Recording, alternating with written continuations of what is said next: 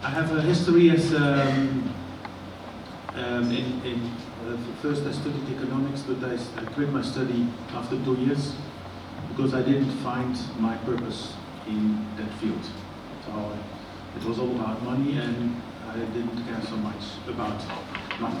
But I did some holiday work in a hospital when I was 16, and my mother said, why don't you become a nurse?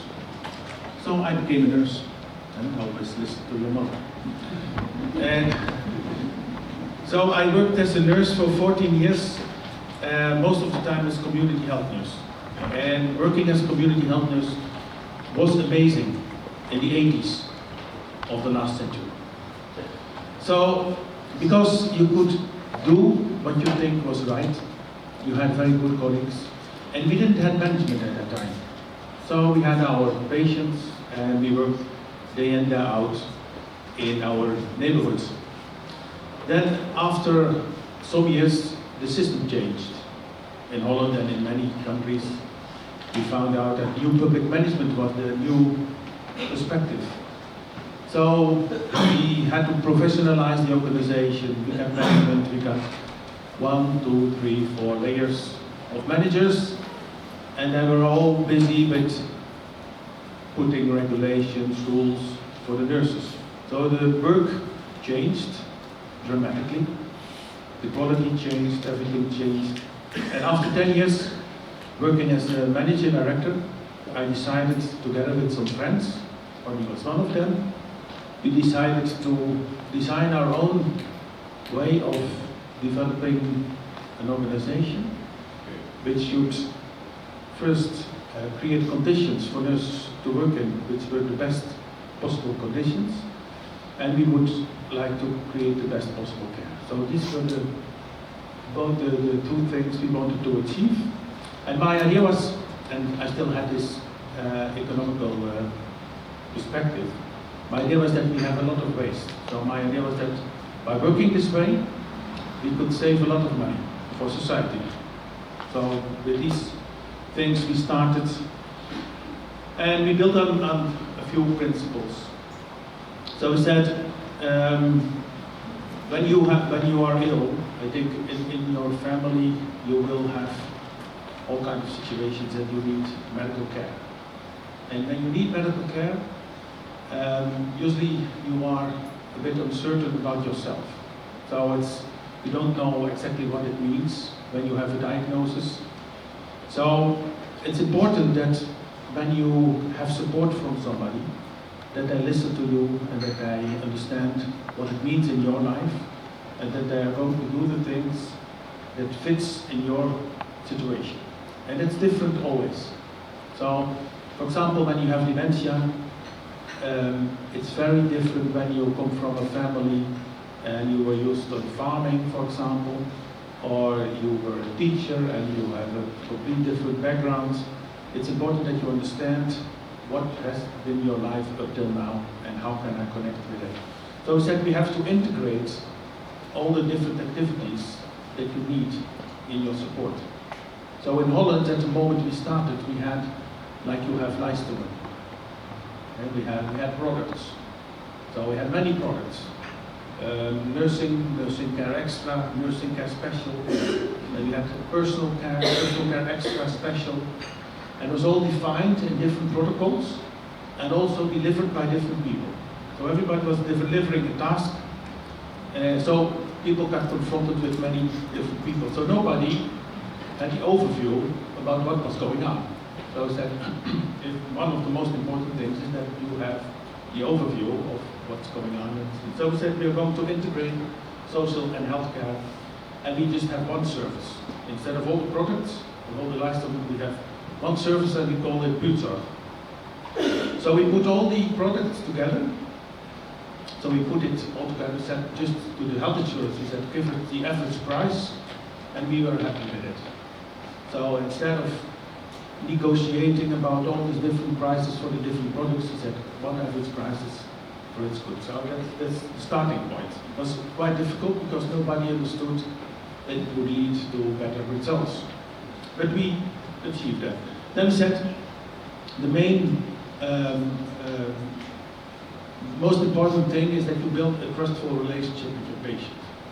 So you have to understand what's going on in this life of people. So, for example, we take care of a lot of people who are terminally ill.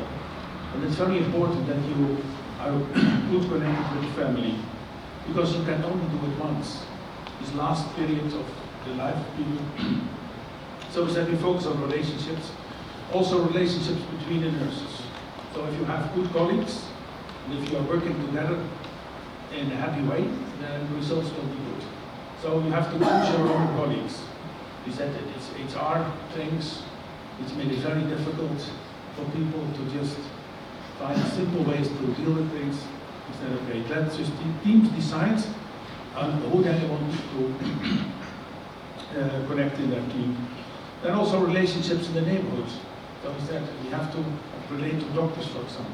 Connect with doctors in an informal way leads to much better results too, instead of formalizing all kind of relationships. The next principle is focus on results, focus on outcome.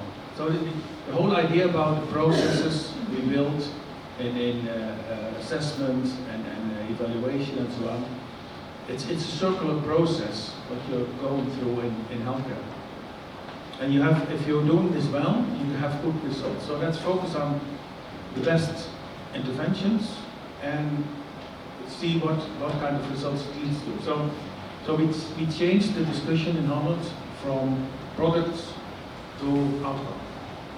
And this outcome is supported by a system that's called the OMA system. This is a classification system for problems, interventions, and outcome. So that we should measure what we achieve in quality and in quantity. So, it's back. Then I said we have a lot of bureaucracy in our systems. I think it's the same in Germany and in a lot of countries.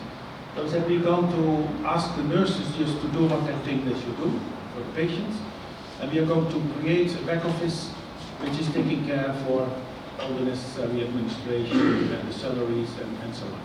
So we hire people, but they will not have any burden with bureaucracy. And Connie was doing most of the work on that.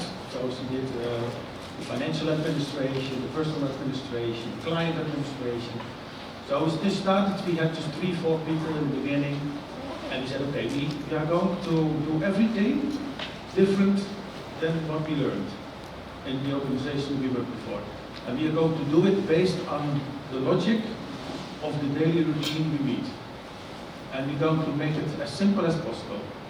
So we had another friend, Art, and Art designed the IT part. So he was my colleague and friend, and he said, I have an idea that the internet and IT, it was 2005, 2006, that we can use it to support the teams in a way that we can take away a lot of the administrative burden, we can simplify things, and we can also change the way we share knowledge and we share information. So we built our own IT system, we started an IT company, and the three of us were talking about all the time, how can we do this?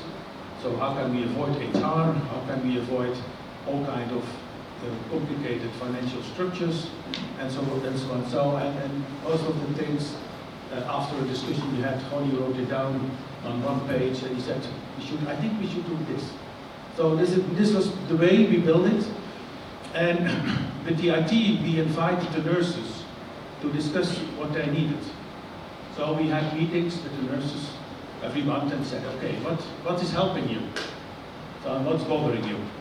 So we will build the IT in a way that is supportive to what you do every day, and that the burden will be taken away by the IT and the back office. So this Buurtzorg web, as we called it, became a kind of Facebook.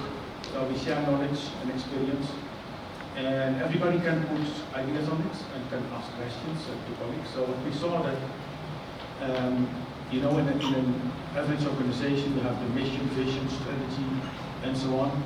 We said we're not going to do this. We're just going to share things. So I share my ideas on a blog called Jos de Blok, And then I put my ideas on, and then I get a lot of response from the nurses. And then they'll say if it's a good idea or not. And then if it's a good idea, we make it our policy. So that was a way of me making policy. So we don't write policy notes, strategic notes, but if we just talk about the things which are happening in daily life, and that's the way we build up. The last principle was the scale of the neighborhood. What we saw was that the way we professionalized, in a sense, home care, led to big regions, and everybody was doing something, but there was not really connection between people. So we said we're going to make it the scale of how we organize small, so that everybody can oversee the relationships in this area. So a neighborhood of 5 to 10,000 people was fit for one team. So we have a team in every neighborhood. And this team is taking care for all the relationships in the neighborhood, formal and informal, and doing what's needed. This was the situation in 2006 when we started. As I said, there was a big fragmentation in the elderly care. There were a lot of frustrations, a lot of discussion about decreased quality, problems, frustration with the workers. A lot of workers quit their jobs. Between 1995 and 2005, 50% of the bachelor nurses quit their jobs in community healthcare because they couldn't do what they wanted to do. So they had their professional ethics, and then the organizations asked completely different things from them to do than they should do based on their profession. So there were a lot of problems in the system. There was not any information about outcome. So we spent billions of euros, but we didn't know if it was effective or not. So it was efficient. The idea was efficiency. The word every time there was efficiency. But we said it's more important that things are effective than if it's efficient. Efficient can lead to less effectiveness, and it did in many ways. So all this process, organized organization, they were very busy with lean and with all this business process redesign, and the question, are these processes helping patients, were not asked. So there were a lot of consultants who were doing these programs in organizations, and in my opinion it became worse and worse. So for the consultants who are here, find your purpose. Professionals were very unhappy. So as I said, a lot of people quit their jobs. There was a lot of frustration. So what we did was quite simple. We said, let's go back to the roots and let's simplify the whole system. So let's just do what's needed to take care of people in a simple way, and let's follow the daily routines based on the logic of the professionals. So the way you can organize is not very complicated. If there is a need for help, then usually people will ask their doctor or take a phone, and they will find somebody and say, okay, this is our problem, can you visit us and can you see what needs to be done? So that's what we did. So we said every team will have a mobile phone, everybody will have a mobile phone. We will share the numbers with the doctors, and the doctors can call or the families can call. And then you go to the family, you go to the patient, you discuss what's happening, what's going on, and you decide together what needs to be done to support. So that's it. That's the process. Day in, day out. So we said, if the teams are 24 hours per day available, then they will cover everything what happens.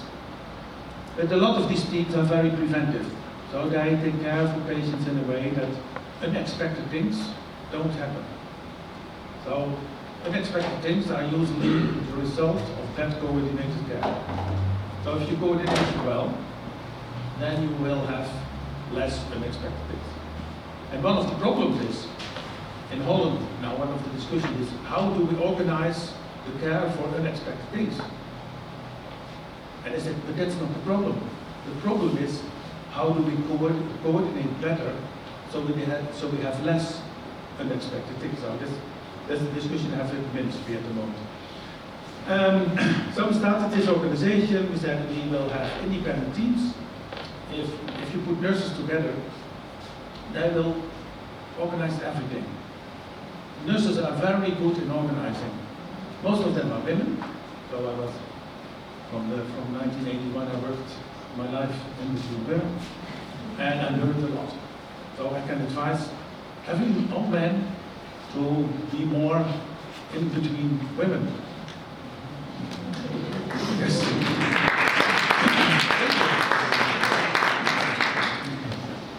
So I also have two brothers who are nurses. One is doing mental care and one is taking care for disabled people. So we said, as a family, we take care for the whole society. So the teams are responsible for everything. They take care for their own scheduling, the programs, hiring colleagues, also the financial guidelines. So we said we can only do it well when we are financially healthy. So we said we want to be independent. So we created a foundation. Buurtzorg is a foundation. I said we don't need investors. We will do it with the money we get from the health insurance. So I built a very simple business model. So my economical background, I usually said, we have like at home, we have income and we have costs. And as long as we have more income than costs, we are doing well. So this was our business model. And we said we have just a few costs so that everybody can understand how we can influence the cost. So and the income, if we just have one price, with the health insurance, that's also very easy. So one price all over the country. So we negotiated one price. The Dutch Minister of Health decided to make it the national policy in 2015. So it took some years, but as Buurtzorg we dealt with it as if we had one price. So this is the organization. We started with one team in at the end of 2006. So I started to work again as a nurse. And I did some evening shifts and weekend shifts to reduce costs in the beginning. And with the four of us, we took care for patients. And then we got a lot of attention from a lot of newspapers, television, because what we did was different than what all the others did. So we hired high educated nurses, and everybody thought that's more expensive. So the idea was you should work with lower educated people to make it cheaper. So I said no. It's the other way around. If you do the right things, it becomes cheaper. So we got a lot of publicity, free publicity, and all over the country we got nurses joining us. They phoned me or they mailed me and they said, "Can we talk about this in Amsterdam, Rotterdam, wherever?" And then I went with my car to Amsterdam. We had an evening with 10, 50 nurses, and the next day they called, "When can we start?" So we want to do this in the neighborhood of the Jordan, or so I said, okay, did you think about it well, and did you discuss it with your family, because it's a big step, it's uncertainty, a new company, and who knows how it goes. But no, that we are convinced that this is a much better way to deal with it. And within a few weeks or months, they were up and running, they organized everything, they had the relationships with the doctors, they had the patients, and they were just doing what they thought they should do. And we said, forget all the protocols and regulations, do what you think is good based on your professional ethics. So, and they had all these codes in their heads. So how do we do it 223? Because it was a product, but forget. Just do what you think you should do. So this is the way we got all the teams. So we grew in these years, it almost exploded.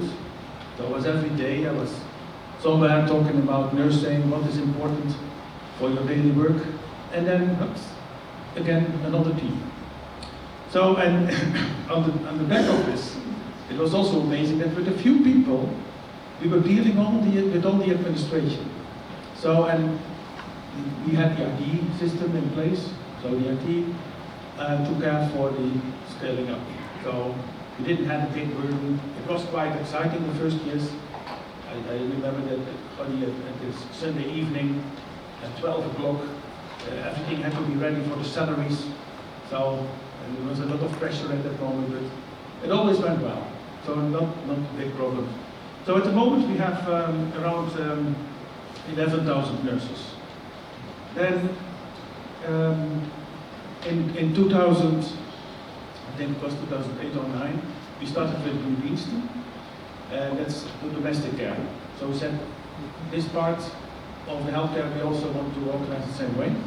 In 2016 we got a request from the ministry. The biggest home care organization got bankrupt in Holland, and they asked us to participate in solving the problem. And then we took over 2,400 care workers. And from 24th to 25th of April, these 2,400 people started to work in self-organized teams. In the organization before, they had 6 layers of management. They were instructed by the minute. 3 minutes for cleaning a toilet. That's what we made of it. So I said, no, you decide yourself for what's needed. You take your time, you talk with the patient, the client, and you do what you think is needed. In one day, these 2,400 care workers started to work in a complete different way, and everything went well. Without teaching, without telling them what to do, we just had meetings like this. We had 100 people together, we put them around tables. The 10, we said, you are working in the same neighborhood. Do you think you can organize your work yourself? Yes, he said. We can.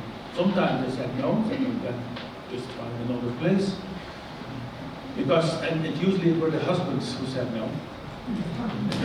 Wife, yeah, there was sometimes the husbands came along and then they said, my wife is not becoming a manager. So, but I thought at home it will be different, I think. So, these people, these care workers, they came from an organization that went bankrupt. They were threatened because they had many changes in the years before, and now they got freedom. And last year, for the first time, we gave them a bonus because the results were so good that we earned more money than we needed. So we said they're going to, for the first time in their professional life, they got a bonus. Usually they start a bonus with the management, and their salaries were decreased. And he said, now we are going to increase the salary, and we're going to give you, when we're doing well, the bonus. So they were very happy by getting this. If you look at the financial side, we keep the financial side very simple, as I said. We don't have a CFO, and if you avoid to have a CFO, things are going much better.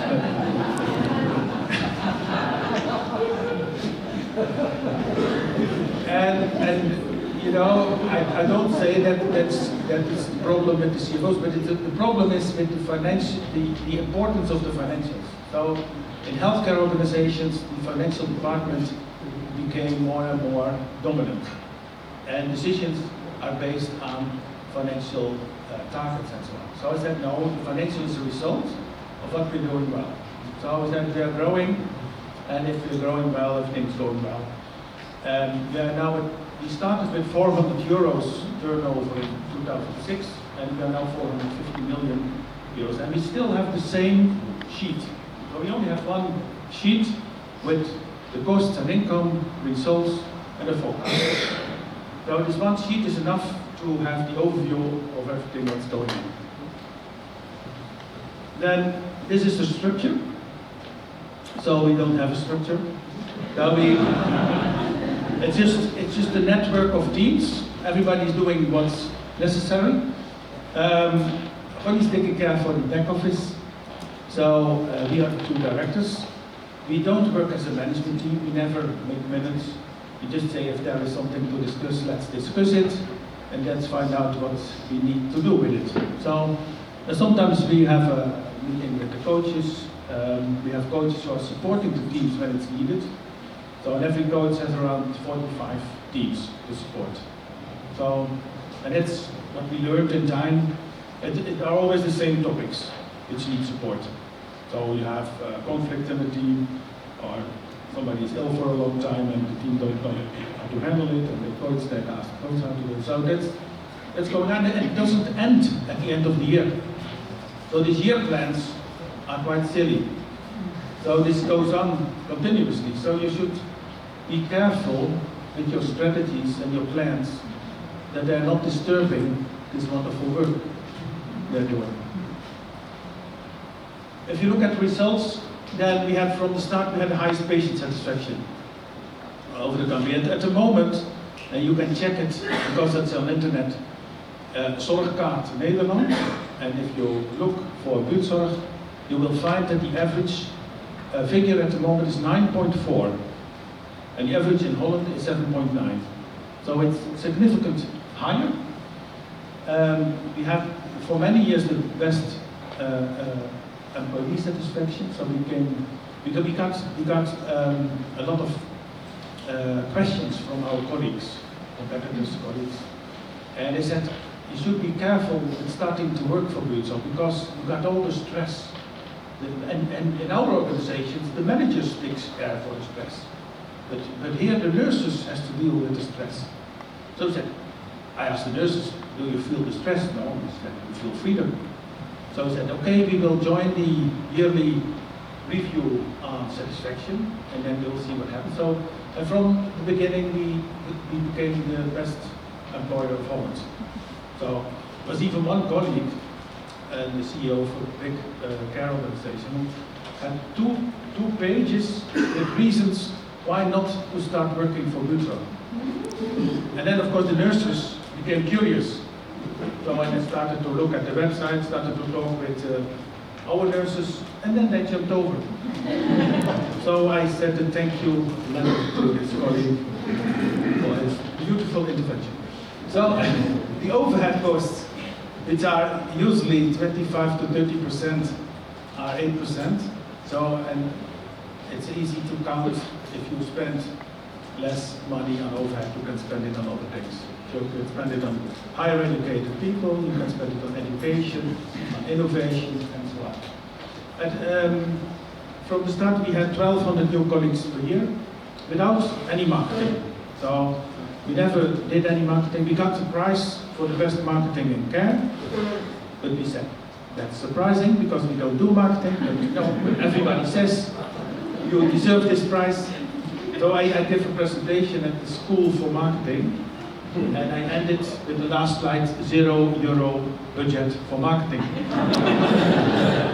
So they were not very happy with the presentation. I said, that's what it is.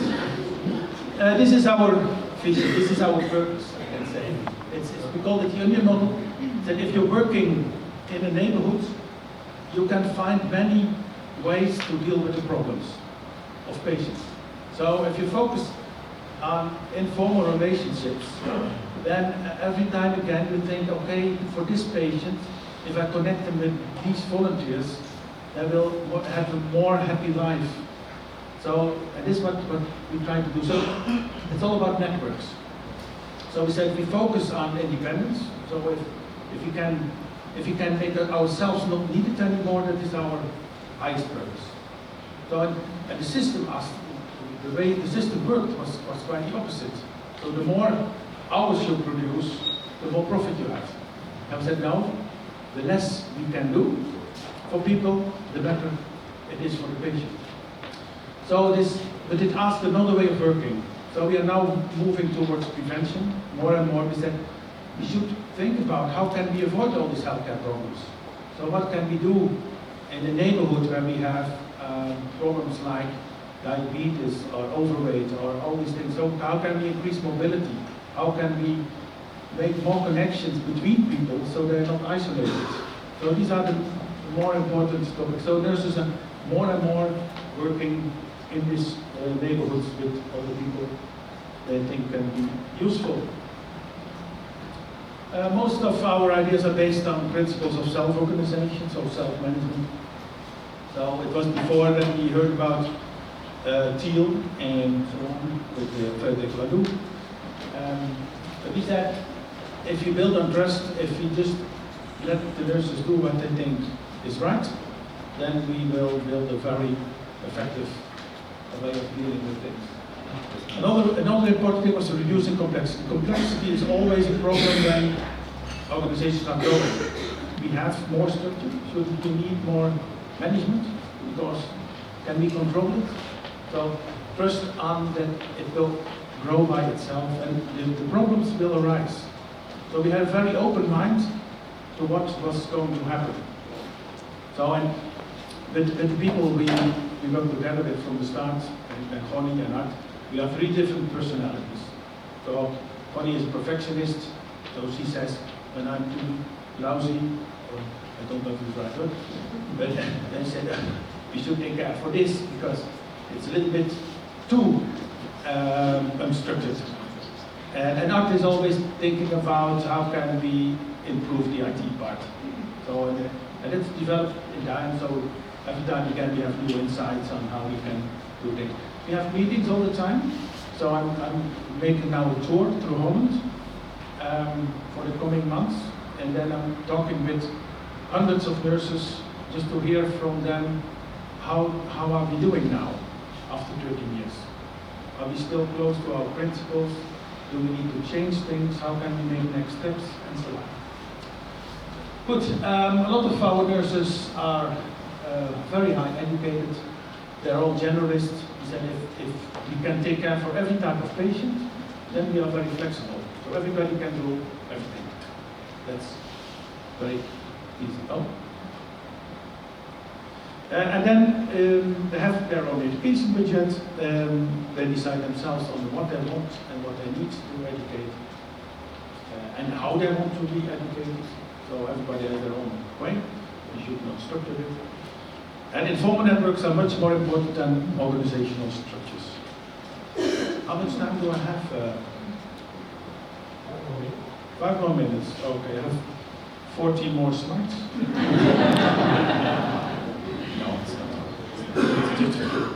Marketing slides. So this is how we support the teams. The back office. We don't call it a head office. So somebody asked me yesterday, where is your head office? We don't have a head office. It's just an office where the people are supported. So everybody wants to have the salary at the end of the month. It's taken care of by 4 people. There's 15,000 salaries every month by 4 ladies without HR background. So that's very helpful. I had the financial people, now the HR people. Everybody gets a turn. So it's very important to standardize these back office processes as much as possible. So then if you simplify this, so without exceptions, that's the most important thing. This is our vision behind our IT system. So at the moment, the families, the patients can communicate with the teams. So, and it is a very important thing that when family lives abroad, for example, or lives in a different place, they still can communicate with the team. If your father is having dementia and you want to share things because the team need to know about the past, how they used to do things, it's very important to share it. So they can put it in the care plan and they can discuss it with the team, even if they're living in Australia. So we try to connect with all the other partners in the healthcare system. We try to show what we are doing, so focusing on the outcome. So we have hundreds of thousands of files of data on outcome. So we do research with universities on what are the patterns in what we see, what are the best practices, and how can we translate it into guidelines and standards.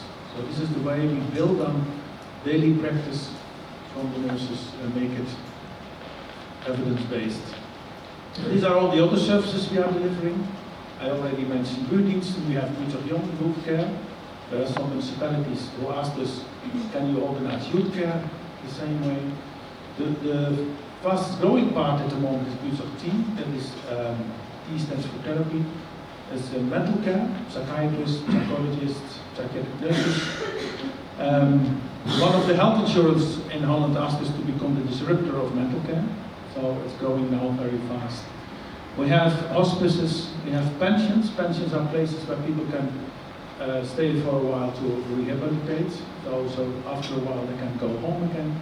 Maternity care, we start to do projects on buurtzorg living, wonen, small groups of houses so that people can stay in their neighborhoods. So this will be an alternative for nursing homes. I think we should close the nursing homes. Not a nice place to be. And we have the Maya Funds. That's a fund that Ronnie and me started in 2008 or 9, based on the names of our fathers, Marinus and Jan. So it's not Maya, ancient people.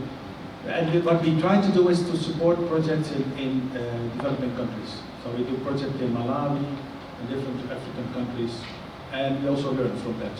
So nurses, others are going to do things there and bring knowledge. This is what I already said. These are the costs, the benefits for the care. So we showed by a report from Ernst & Young and later on by KPMG that we save 40% of the time. 40% of the time. So that's, and now more and more other organizations are using the same methods, the same way, organizing the same way. So we work very closely together with the government. 2 more slides and then I will finish.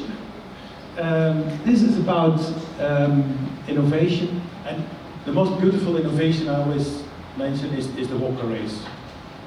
So if you have another perspective of getting on, there was a lady in Amsterdam, and she said there are competitions for everybody but not for us elderly behind walkers. So this nurse, Marjolein, was standing there beside me, she said, okay, I'm going to organize a competition in Amsterdam. So it was 2010, the first time. It get a lot of attention on television, and everybody that's very funny. And the eldest one last year was 104. And you know, it's amazing when you're still training for a competition when you're 104. So this idea is sitting behind the windows and just waiting, getting old. That's one way. But having every a few trainings together with other people behind walkers and connecting and making fun and a total different dynamic comes out of it. So we hire the Olympic Stadium every year. So we have pre-competitions in every village. And then the best of these elderly come to Amsterdam. And then in September there is a national competition and they get medals. And we had the Olympic Stadium was celebrating the 90th anniversary, so we had a competition on 19 meters. So that's, but it's very funny to see that all these things just happen if you don't have an innovation manager. So then we had finance, HR, and innovation. So if you let people just think and use their brains, a lot of innovation will happen. And if you structure it, it will disappear. This is what happened internationally, and this is my last slide. From the beginning, we got a lot of attention from other countries. First was Japan. So we had people from Japan who came over and said, this is what we need. The onion model. So Japan is quite medicalized, so a lot of things are happening in hospitals. So it said, if we want to connect people in their neighborhoods, we have to develop other skills, other strategy of view. So I went to the Minister of Health in Japan, and he said, okay, we're going to support this. So I traveled all over Japan, had lectures and workshops and so on. So, and then it was very nice to see that in one magazine was laying in one of the stores there, and a Dutch person called me, he said, you are quite well known in Japan, because we saw this magazine with Buurtzorg on it in Japan. So, and after it, a lot of other countries, so we are dealing now with most European countries, so we have partners in these countries. Yesterday we heard from Johannes, so we are now trying to find a way that we can do it all over Germany, but also Russia, around Moscow, they're doing some projects, and all these requests came from them. So we're not selling it ourselves, we're just responding when people think it's useful and it fits a certain purpose in the country. So this is what we do, and what we have to do in the coming years, and just staying relaxed and not doing things that nobody asks for brings the best in people up. Okay, this is what I wanted to share with you, and I hope that it will give some inspiration to you. Thank you.